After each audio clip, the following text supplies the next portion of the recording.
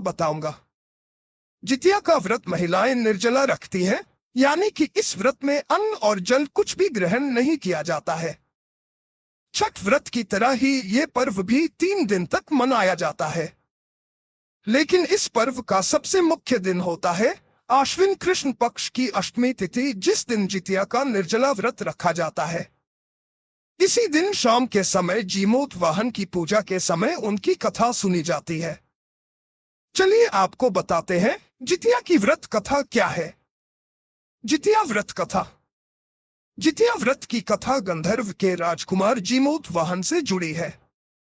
वृद्धावस्था में जीमूत वाहन जी के पिता अपना सारा राजपाट सौंपकर वानप्रस्थ आश्रम चले जाते हैं, लेकिन जीमूत की राजा बनने में कोई दिलचस्पी नहीं थी। ऐसे में वह अपने साम्राज्य को अपने भाइयों को देकर अपने पिता की सेवा करने के लिए जंगल चले जाते हैं। जंगल में मलयवती नाम की एक राजकन्या से उनका विवाह हो जाता है। एक दिन जंगल में जीमूत वाहन को एक बूढ़ी महिला रोती नजर आती है। जीमूत वाहन उस महिला से उसके रोने का कारण पूछते थे, तब वो बताती है कि मैं नागवंश की स्त्री हूं और मेरा एक ही बेटा है, जिसके बिना अपने जीवन की कल्पना भी नहीं कर सकती हूँ, और नागों ने पक्षियों के राजा गरुड़ को रोजाना खाने के लिए नाग सौंपने की प्रतिज्ञा दे रखी है। रोजाना दिए जाने वाली बलि के क्रम में आज मेरे बेटे शंखचूड़ की बारी है। तब जीमूत वाहन ने महिला से कहा कि आप घबराइए मत, मैं आपके बेटे की अवश्य रक्षा में करूंगा।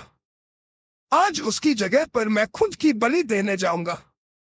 इसके बाद जीमूत वाहन ने शंखचूड़ से लाल कपड़ा लिया और बलि देने के लिए शिला पर लेट गए। इसके बाद जब गरुड़ आए तो वो लाल ढके कपड़े में जीमूत वाहन को दबाकर पहाड़ की ऊंचाई पर ले गए। अपनी चोंच में दबे जीव को रोता देखकर गरुड़ हैरान हो गए। तब गरुड़ ने जीमूत वाहन से पूछा कि आप कौन है। जीमूत वाहन ने उन्हें सारी बात बता दी। गरुड़ जीमूत वाहन की बहादुरी से बेहद प्रसन्न हुए और तब उन्होंने उन्हें जीवनदान तो दिया ही, साथ ही आगे से नागों की बलि ना लेने की भी प्रतिज्ञा ली। कहते हैं इसी के बाद से बेटे की रक्षा के लिए जीमूत वाहन की पूजा करने की परंपरा शुरू हुई। जितिया व्रत की दूसरी कथा। एक समय की बात है, एक गरुड़ और एक मादा लोमड़ी नर्मदा नदी के पास एक जंगल में रहा करते थे। दोनों ने वहां कुछ महिलाओं को व्रत पूजन करते देखा और खुद भी ये व्रत रखने का संकल्प लिया। इस उपवास के दौरान लोमड़ी भूख से बेहोश हो गई। तब उसे चुपके से भोजन कर लिया। दूसरी ओर चील ने विधि विधान इस व्रत को पूरा किया। परिणाम स्वरूप लोमड़ी के गर्भ से पैदा हुए सभी बच्चे जन्म के कुछ दिन बाद ही खत्म हो गए, और तो वहीं चील की संतान को लंबी आयु की प्राप्ति हुई। जितिया व्रत की कृष्ण भगवान से जुड़ी कथा। महाभारत युद्ध के समय अपने पिता की हत्या से नाराज हुए अश्वत्थामा ने पांडवों से बदला लेने की सोची। गुस्से में वह पांडवों के शिविर में घुस गए, जहां उस वक्त 5 लोग सो रहे थे। अश्वत्थामा को लगा कि यही 5 पांडव हैं और उन्होंने सोते हुए ही उन्हें मार डाला। लेकिन असल में वह 5 पांडव नहीं बल्कि द्रौपदी की 5 संतानें थी।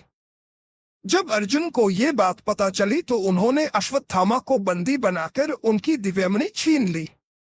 इसके बाद अश्वत्थामा का गुस्सा और भी ज्यादा बढ़ गया। तब उन्होंने बदला लेते हुए अर्जुन के पुत्र अभिमन्यु की पत्नी उत्तरा के गर्भ में पल रहे बच्चे को उनकी गर्भ में ही नष्ट कर दिया।